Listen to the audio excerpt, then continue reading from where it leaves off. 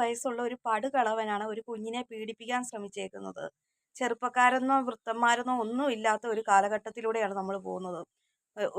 നമ്മുടെ കുഞ്ഞുങ്ങൾ ഒരിടത്തും സുരക്ഷിതരല്ല. മിഠായി വാങ്ങിക്കാൻ വേണ്ടിയിട്ട് പോയതാണ്. നമ്മൾ കരുതും അങ്കിള് ആണല്ലോ ഇതെന്ന് കരുതി നമ്മൾ ചിലപ്പം കുഞ്ഞുങ്ങളെ അവരുടെ അടുത്തൊക്കെ നമ്മൾ പോകുമ്പം നമ്മൾ അത്ര കാര്യമാക്കാറില്ല. ഇത്രയും പ്രായമുള്ള മനുഷ്യനല്ലേ, അപ്പൂപ്പനല്ലേ, അപ്പനല്ലേ എന്നൊക്കെയുള്ള രീതിയിലാണ് നമ്മൾ കണക്കാക്കുന്നത്.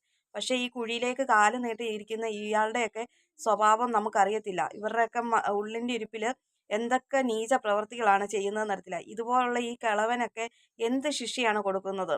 ഇയാൾക്ക് എന്ത് നടപടിയാണ് ഇയാളെ പറ്റി നമുക്ക് ചെയ്യാൻ പറ്റുന്നത്?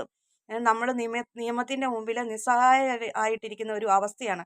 കാരണം 87 വയസ്സുള്ള ഒരു പ്രായമുള്ള ഒരു കിളവനാണ്.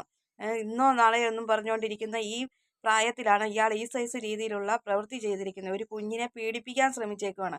ഈ പ്രായത്തിലും സൂക്കേട് തീർന്നിട്ടില്ലെന്നുള്ളതാണ് ഇതിൻ്റെ അർത്ഥം. പ്രായമുള്ള ആരെയും നമുക്ക് വിശ്വസിക്കാൻ പറ്റത്തില്ലാത്ത ഒരു കാലത്തിലേക്കാണ് നമ്മൾ ഇപ്പോൾ കടന്നുപോയിക്കൊണ്ടിരിക്കുന്നത്.